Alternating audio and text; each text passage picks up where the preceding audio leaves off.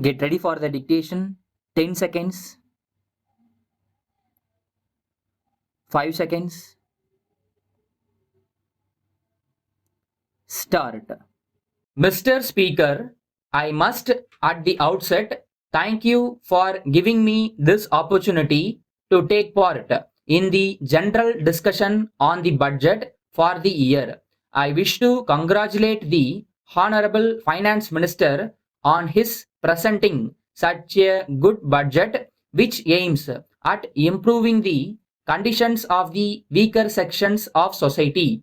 He has done well to present such a balanced budget in the present circumstances. Let me first refer to the functioning of the education department. On the whole, I should say that the officers of the department have done a good job. There might be a few minor lapses here and there. For instance, there has been some delay in the publication of the results of the higher secondary examinations. Of course, there might be valid and justifiable causes for such delay, but considering the difficulty that such delay causes to the students, parents, and also the educational institutions, the department could have avoided the delay in this regard. I am happy to note that the department has taken note of the criticisms made in the past years with regard to the delay in the sanction of grants and scholarships and had taken effective steps to ensure that the schools received the grants and the students received their scholarships in time. I thank the departmental officers for being responsive to the suggestions and remarks made on the floor of the House. As regards sales tax, I think there is much room for toning up the administration of this department. A number of members who spoke before me have referred to many complaints made by the merchants, traders, and businessmen about the harassment to which they were being subjected by the department. The government should realize that they are getting a huge sum by way of sales tax, which helps them to undertake many welfare schemes.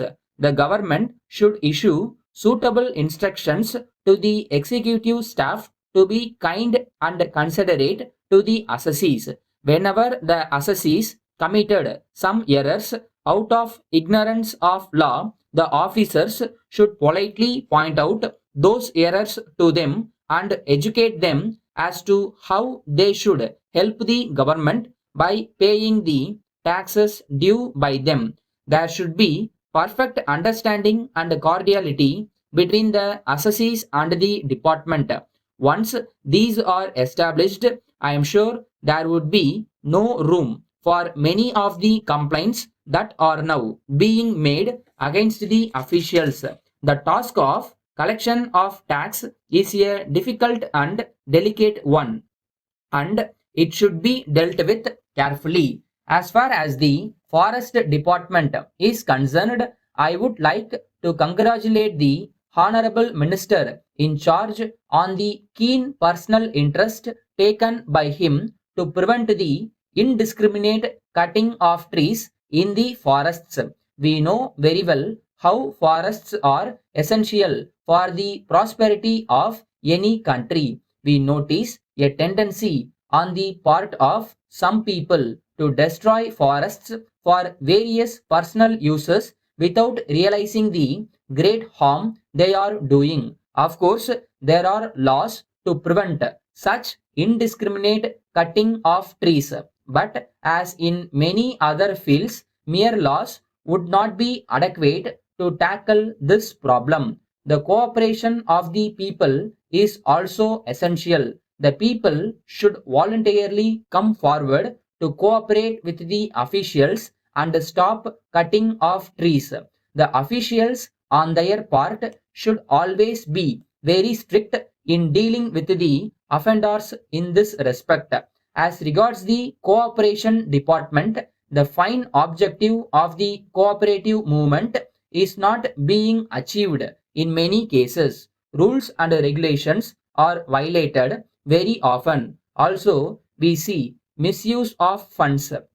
Letter dated 15th May 1983 from the Star Electronics Limited, Bombay, to Messrs. Balaji and Sons, Madras. Dear sirs, kindly refer to your letter in which you have complained about the delay in our sending the various articles ordered by you. We regret very much the inconvenience caused to you in this connection. However, we request you to consider the circumstances under which we could not fulfill our commitment to you as promised.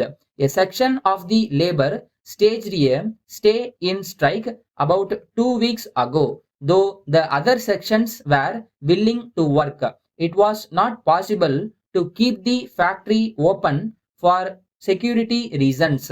Hence, we have declared a lockout.